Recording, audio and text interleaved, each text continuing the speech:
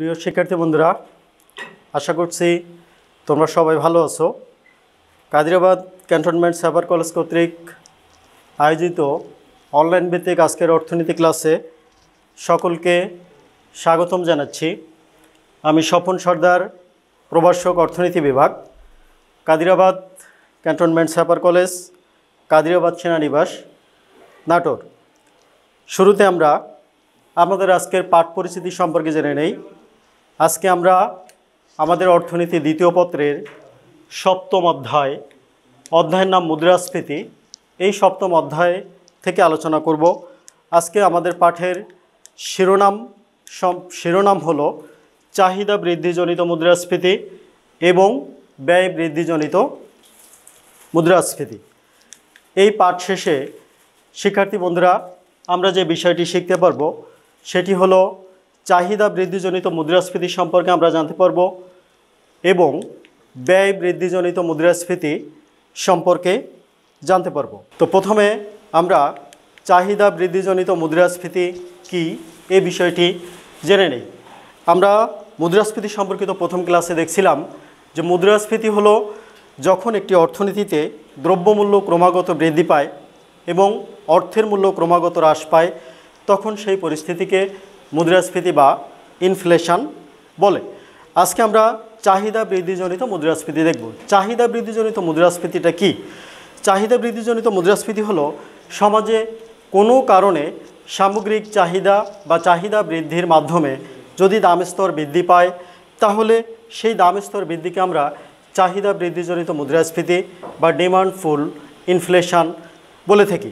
সমাজে ধরা যাক বিনিয়োগ বৃদ্ধি পেল, বিনিয়োগ বৃদ্ধি বা অন্য কোনো কারণে সাধারণত ভোক্তাদের আয় বৃদ্ধি পায়।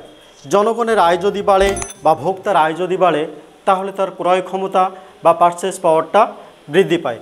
ক্রয় ক্ষমতা বাড়লে জনগণের চাহিদা বাড়ে, চাহিদা বাড়লে সামগ্রিক চাহিদা বা এগ্রিগেট ডিমান্ড বাড়ে। এগ্রিগেট ডিমান্ড যদি বৃদ্ধি পায়, তাহলে সমাজে সামগ্রিক যোগান স্থির থাকা অবস্থায় দাম স্তর পূর্বের তুলনায় বৃদ্ধি পায়। এরূপ দাম স্তর বৃদ্ধিকে আমরা সাধারণত চাহিদা বৃদ্ধিজনিত মুদ্রাস্ফীতি বলে থাকি। তাহলে চাহিদা বৃদ্ধিজনিত মুদ্রাস্ফীতিটা আসলে কি? চাহিদা বৃদ্ধিজনিত মুদ্রাস্ফীতি হলো সমাজে সামগ্রিক যোগান স্থির থাকা অবস্থায় সামগ্রিক চাহিদা বৃদ্ধির মাধ্যমে যে দাম স্তরটা বৃদ্ধি পায়, সেই দাম স্তরকে আমরা চাহিদা বৃদ্ধিজনিত মুদ্রাস্ফীতি বা ডিমান্ডফুল ইনফ্লেশন বলে থাকি। আমরা একটি সঞ্চালন প্রক্রিয়ার মাধ্যমে চাহিদা বৃদ্ধিজনিত মুদ্রাস্ফীতি বিষয়টি দেখতে পারি। যেমন খেয়াল করে দেখো, এখানে বিনিয়োগ, ইনভেস্টমেন্ট, যদি বিনিয়োগ বাড়ে তাহলে অর্থনীতিতে মানুষের আয় বাড়বে। বিনিয়োগ বাড়লে আয় বাড়ে, আয় বাড়লে জনগণের পারচেস পাওয়ার পিপিটা বৃদ্ধি পাবে। পারচেস পাওয়ার বা ক্রয় ক্ষমতা যখনই বাড়বে, তখন কিন্তু মানুষের চাহিদা পূর্বের তুলনায় বেড়ে যাবে। চাহিদা যখনই বাড়বে, আমার তোমার বা যে কোনো ব্যক্তির চাহিদা যদি বাড়ে, তাহলে আমাদের সামগ্রিক চাহিদা বা এগ্রিগেট ডিমান্ডটা কিন্তু এক্ষেত্রে বৃদ্ধি পাবে। এগ্রিগেট ডিমান্ড বাড়লে সামগ্রিক চাহিদা বাড়ছে, দেশের অর্থনীতিতে জনগণের চাহিদা বাড়ছে, চাহিদা বাড়লে কিন্তু দ্রব্যমূল্য বৃদ্ধি পাবে। এভাবে সামগ্রিক চাহিদা বৃদ্ধির মাধ্যমে যদি অর্থনীতিতে দাম স্তর ক্রমাগতভাবে বৃদ্ধি পেতে থাকে, তাহলে সেই পরিস্থিতিকে আমরা চাহিদা বৃদ্ধিজনিত মুদ্রাস্ফীতি বা ডিমান্ডফুল ইনফ্লেশন বলবো। এই চাহিদা বৃদ্ধিজনিত মুদ্রাস্ফীতি আমরা চিত্রের মাধ্যমে বিশ্লেষণ করতে পারি। তো চাহিদা বৃদ্ধিজনিত মুদ্রাস্ফীতি বিষয়টি চিত্রের মাধ্যমে ব্যাখ্যা করার পূর্বে আমরা এগ্রিগেট ডিমান্ড রেখা এবং এগ্রিগেট সাপ্লাই রেখা, এই দুটি রেখা সম্পর্কে আমাদের সম্যক ধারণা থাকা প্রয়োজন। তো আমরা দেখি এগ্রিগেট সাপ্লাই রেখা এবং এগ্রিগেট ডিমান্ড রেখাটি কেমন হয়। আমরা ভূমি অক্ষে এগ্রিগেট ডিমান্ড এবং এগ্রিগেট সাপ্লাই অঙ্কন করব, মূল বিন্দু দিয়ে লম্ব অক্ষে দাম স্তর দেখব। এগ্রিগেট সাপ্লাই রেখাটা মূলত প্রথমে বাম থেকে ডান দিকে ঊর্ধ্বগামী এবং পরবর্তীতে লম্ব অক্ষের সমান্তরাল হয়। এটাই হচ্ছে এগ্রিগেট সাপ্লাই রেখার মূল আকৃতি। এক্ষেত্রে একটু খেয়াল করে দেখো, এগ্রিগেট সাপ্লাই রেখাটি প্রথম দিকে বাম থেকে ডান দিকে ঊর্ধ্বগামী হয়েছে এবং পরবর্তীতে এগ্রিগেট সাপ্লাই রেখাটি সম্পূর্ণ লম্ব অক্ষের সমান্তরাল বা সম্পূর্ণ অস্থিতিস্থাপক হয়েছে। প্রথম দিকে এগ্রিগেট সাপ্লাই রেখাটি বাম থেকে ডান দিকে ঊর্ধ্বগামী হওয়ার কারণ হলো প্রথম দিকে একটি অর্থনীতিতে যখন অপূর্ণ নিয়োগ বিরাজ করে, অপূর্ণ নিয়োগজনিত অর্থনীতি যখন লক্ষ্য করা যায় বা পরিলক্ষিত হয়, তখন নিয়োগ বৃদ্ধির সাথে সাথে সাপ্লাই কিন্তু বাড়তে থাকে। নিয়োগ বৃদ্ধি যখনই পাবে তখনই আমাদের এগ্রিগেট সাপ্লাইয়ের মানটা বাড়বে। এজন্য এগ্রিগেট সাপ্লাই রেখাটা প্রথম দিকে বাম থেকে ডান দিকে ঊর্ধ্বগামী হয়।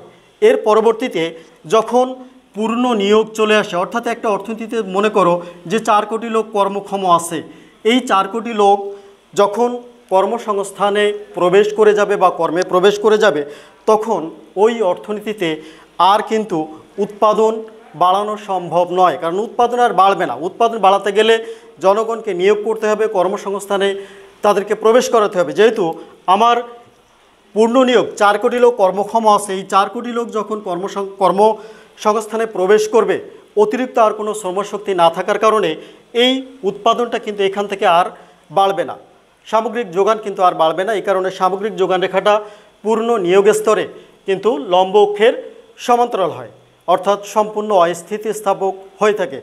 এবং যখন অর্থনীতিতে অপূর্ণ নিয়োগ বিরাজ করে, তখন সামগ্রিক যোগান রেখাটাই আংশিক স্থিতিস্থাপক হয়, অর্থাৎ বাম থেকে ডান দিকে ঊর্ধ্বগামী হয়। এই বাম থেকে ডান দিকে ঊর্ধ্বগামী যখন পরিলক্ষিত হয় সামগ্রিক যোগান রেখাটা, তখন কিন্তু আংশিক মুদ্রাস্ফীতির সৃষ্টি হয় একটি অর্থনীতিতে। এবং যখন যোগান রেখাটি সম্পূর্ণ লম্ব অক্ষের সমান্তরাল হয়, তখন একটি অর্থনীতিতে পূর্ণ মুদ্রাস্ফীতি সৃষ্টি হয়। আমরা এখন চিত্রের মাধ্যমে এই চাহিদা বৃদ্ধিজনিত মুদ্রাস্ফীতি, আংশিক মুদ্রাস্ফীতিটা আমরা প্রথমে ব্যাখ্যা করব, পরবর্তীতে আমরা পূর্ণ মুদ্রাস্ফীতি নিয়ে আলোচনা করব। শিক্ষার্থী বন্ধুরা, খেয়াল করে দেখো, এখানে একটি চিত্র অঙ্কন করা হয়েছে। এই চিত্রের ভূমি অক্ষে এগ্রিগেট ডিমান্ড এবং এগ্রিগেট সাপ্লাই, অর্থাৎ সামগ্রিক চাহিদা এবং সামগ্রিক যোগান দেখানো হয়েছে। লম্ব অক্ষে দাম স্তর দেখানো হয়েছে। চিত্র অনুযায়ী AS এই রেখাটি হলো এগ্রিগেট সাপ্লাই রেখা। এই রেখাটি খেয়াল করে দেখো, এই রেখাটি কিন্তু সামগ্রিক যোগান রেখার এই অংশ, অর্থাৎ অপূর্ণ নিয়োগজনিত যে অংশটি ছিল, এই অংশটি কিন্তু এই সামগ্রিক যোগান রেখা। এই সামগ্রিক যোগান রেখা যখন যখন আংশিক স্থিতিস্থাপক, তখন এগ্রিগেট সাপ্লাই রেখা AD1 আমার এ বিন্দুতে কিন্তু এগ্রিগেট সাপ্লাই রেখাকে ছেদ করছে। আমরা জানি সামগ্রিক চাহিদা এবং সামগ্রিক যোগান রেখা যেখানে ছেদ করে, সেখানে কিন্তু সামষ্টিক ভারসাম্য অর্জিত হয়। এই ভারসাম্য অনুযায়ী আমাদের ভারসাম্য দাম স্তর 10 টাকা এবং ভারসাম্য পরিমাণ 100 একক। এখন যদি কোনো কারণে সামগ্রিক চাহিদা বৃদ্ধি পায়, অর্থাৎ ওই যে কথা আমরা প্রথমে বলেছি যে সমাজে বিনিয়োগ বাড়লো বা একটি অর্থনীতিতে বিনিয়োগ বাড়লো, বিনিয়োগ বাড়লে মানুষের আয় বাড়বে, আয় বাড়লে পারচেস পাওয়ার বাড়বে, অর্থের ক্রয় পারচেস পাওয়ার যখনই বাড়বে তখনই জনগণের চাহিদা বাড়বে। জনগণের চাহিদা বৃদ্ধি মানে হলো সামগ্রিক চাহিদা বৃদ্ধি। এভাবে সামগ্রিক চাহিদা বৃদ্ধি পেলে সামগ্রিক চাহিদা রেখাটি ডান দিকে সরে AD2 হবে। এই অবস্থায় বি বিন্দুতে এগ্রিগেট ডিমান্ড এবং এগ্রিগেট সাপ্লাই পুনরায় সমতা বিধান করবে এবং অর্থনীতিতে ভারসাম্য স্থাপিত হবে। এই ভারসাম্য অনুসারে ভারসাম্য দাম স্তর 10 টাকা, ভারসাম্য দাম স্তর 20 টাকা। এক্ষেত্রে দাম 10 টাকা থেকে যে 20 টাকায় বৃদ্ধি পেয়েছে, এই মুদ্রাস্ফীতিটাই হলো আংশিক চাহিদা বৃদ্ধিজনিত মুদ্রাস্ফীতি। এর পরবর্তীতে আমরা দেখব পূর্ণ মুদ্রাস্ফীতি। চাহিদা বৃদ্ধিজনিত মুদ্রাস্ফীতি কিন্তু পূর্ণ মুদ্রাস্ফীতি। এখানে আমরা দেখতে পাচ্ছি চিত্রটির এটি হলো ভূমি অক্ষ এবং এটি হলো লম্ব অক্ষ। এটি হচ্ছে মূলবিন্দু। ভূমি অক্ষে এগ্রিগেট ডিমান্ড এবং এগ্রিগেট সাপ্লাই দেখানো হয়েছে, লম্ব অক্ষে দাম স্তর দেখানো হয়েছে। এক্ষেত্রে সামগ্রিক যোগান রেখাটি খেয়াল করে দেখো, লম্ব অক্ষের সমান্তরাল, অর্থাৎ এই যে যোগান রেখাটি ছিল, যোগান রেখার এই দ্বিতীয় যে অংশটি ছিল পূর্ণ নিয়োগজনিত যে সামগ্রিক যোগান রেখা, এটি হলো সেই সামগ্রিক যোগান রেখা। চিত্র অনুযায়ী AD1 এগ্রিগেট ডিমান্ড 1 এস রেখাকে এ বিন্দুতে ছেদ করায় এখানে কিন্তু সামগ্রিক ভারসাম্য স্থাপিত হয়েছে। এই ভারসাম্য অনুসারে ভারসাম্য দাম স্তর 5 টাকা। এখন সামগ্রিক চাহিদা বৃদ্ধি পেয়ে AD2 হলে আমাদের ভারসাম্য কিন্তু বি বিন্দুতে চলে যাবে, অর্থাৎ বি বিন্দুতে এগ্রিগেট ডিমান্ড এবং এগ্রিগেট সাপ্লাই কিন্তু পরস্পর সমান হবে। তাহলে বি বিন্দুতে ভারসাম্য অনুযায়ী ভারসাম্য দাম স্তর কত? 10 টাকা। এক্ষেত্রে দাম স্তর 5 টাকা থেকে 10 টাকায় বৃদ্ধি পেয়েছে। দাম স্তর এরূপের দাম স্তর যে বৃদ্ধি, এই দাম স্তর বৃদ্ধিকে আমরা চাহিদা বৃদ্ধিজনিত মুদ্রাস্ফীতি বলবো। এক্ষেত্রে আরেকটি জিনিস খেয়াল করে দেখো, এক্ষেত্রে উৎপাদনের পরিমাণ অর্থাৎ ভারসাম্য যে উৎপাদনের পরিমাণ, এই উৎপাদনের পরিমাণ কিন্তু 100 এককে স্থির রয়েছে, অর্থাৎ এটা পূর্ণ নিয়োগজনিত উৎপাদন। এর পরবর্তীতে ওই অর্থনীতিতে আর উৎপাদন বাড়ানো সম্ভব নয়। অধ্যাপক কেইন্স এটিকে পূর্ণ মুদ্রাস্ফীতি বলেছেন। এর পরবর্তীতে আমরা ব্যয় বৃদ্ধিজনিত মুদ্রাস্ফীতি নিয়ে আলোচনা করব। ব্যয় বৃদ্ধিজনিত মুদ্রাস্ফীতিটি কি? সমাজে বিভিন্ন কারণে যদি উৎপাদন ব্যয় বাড়ে, উৎপাদন ব্যয় যদি বাড়ে, তাহলে উৎপাদক বৃন্দগণ বা উৎপাদকরা পূর্বের দামে তাদের উৎপাদিত দ্রব্য সামগ্রী কখনো বিক্রয় করতে পারেন না। উৎপাদন ব্যয় বাড়লে দ্রব্যের দাম বৃদ্ধি পায়। আমরা জানি দ্রব্যের দাম বাড়লে দ্রব্যের চাহিদা কমে যায়। চাহিদা কমে গেলে ফ্যাক্টরিতে উৎপাদন কমে যায়। উৎপাদন যদি কমে যায় তাহলে বাজারে যোগান কমে যায়। আর যোগান যদি কমে তাহলে যোগান রেখাটি বাম দিকে স্থানান্তর হয়। যোগান কমে গেলে বাজারে দ্রব্যমূল্য পূর্বের তুলনায় বৃদ্ধি পায়।